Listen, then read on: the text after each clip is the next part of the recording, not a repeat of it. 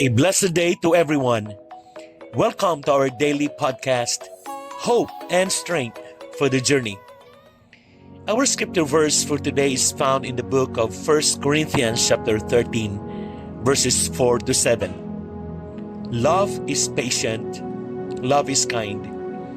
It does not envy, it does not boast, it is not proud, it does not dishonor others, it is not self-seeking, it is not easily angered. It keeps no record of wrongs. Love does not delight in evil but rejoices with the truth.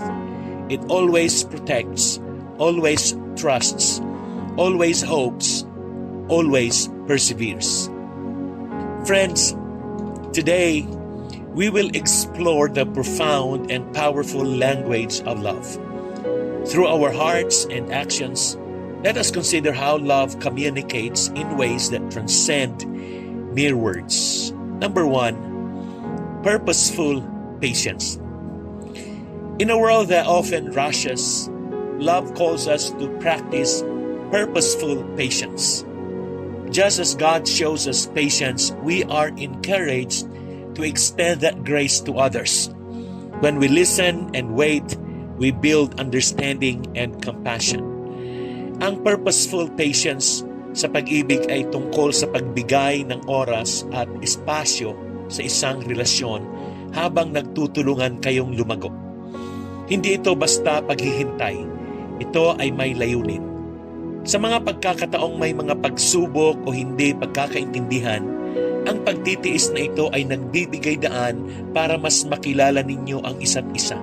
Mas maunawaan ang mga pangangailangan at damdamin ng partner mo at mas mapatibay ang inyong samahan. Amen. Number 2, tender touch. Tender touch is another vital aspect of love's language. A simple gesture, a hug, a hand on the shoulder can convey more than words ever could. Let us remember that our physical expressions of love can heal, uplift, and connect us deeply. Ang tender touch ay nagpapakita ng pagmamahal, pag-aaruga at pag-intindi. Nakakatulong ito sa pagbuo ng tiwala at pagmamahal sa pagitan ng mga tao. At ang pangatlo po ay genuine gratitude. Expressing genuine gratitude reinforces our relationships. When we acknowledge the efforts of others and show appreciation, we create an environment of love and support. Let us cultivate a habit of thankfulness in our daily interactions. Kapag may tunay na pasasalamat, nararamdaman mo ang koneksyon at ang epekto ng mga ginawa ng iba sa iyong buhay. Nagdudulot ito ng positibong pananaw at mas malalim na relasyon sa mga tao. Paano naman ito na ipapakita sa iyong buhay? Amen. Number 4, faithful forgiveness. Love often requires faithful forgiveness. We are all imperfect, and forgiveness frees us from the burdens of resentment by choosing to forgive. We mirror God's endless mercy and allow love to flourish. Ipinapakita nito ang pag-unawa at pag-asa na maayos ang relasyon kahit na mahirap. Sa ganitong paraan, ang pagpapatawad ay hindi lamang isang aksyon kundi isang pangako na magiging tapat sa pagmamahal at pagkakaibigan kahit sa mga pagkakataong may mga pagkukulang. Amen.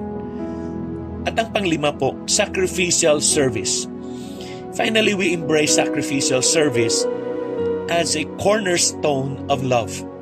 True love often involves putting others' needs above our own. In serving one another, we reflect Christ's love and demonstrate the selflessness and love demands. Madalas itong makikita sa mga sitwasyon kung saan ang isang tao ay nagbibigay ng oras, lakas o yaman nang walang inaasahang kapalit. Sa ganitong paraan, na ipapakita ang tunay na pagmamahal at malasakit sa kapwa. na nagiging daan para sa mas magandang komunidad. Amen. And as I wind up, as we go forth, let us commit to speaking the language of love through purposeful patience, tender touch, genuine gratitude, faithful forgiveness, and sacrificial service.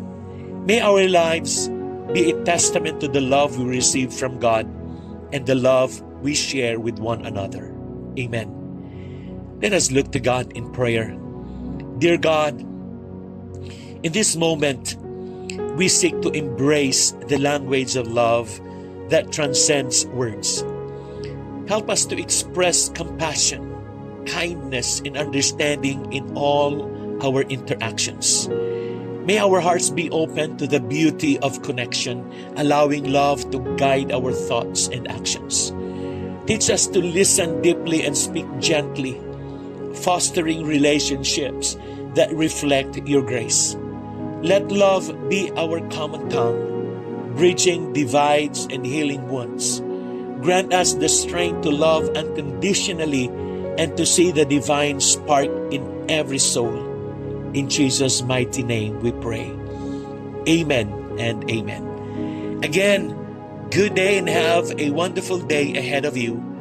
God bless you and your family. See you again tomorrow.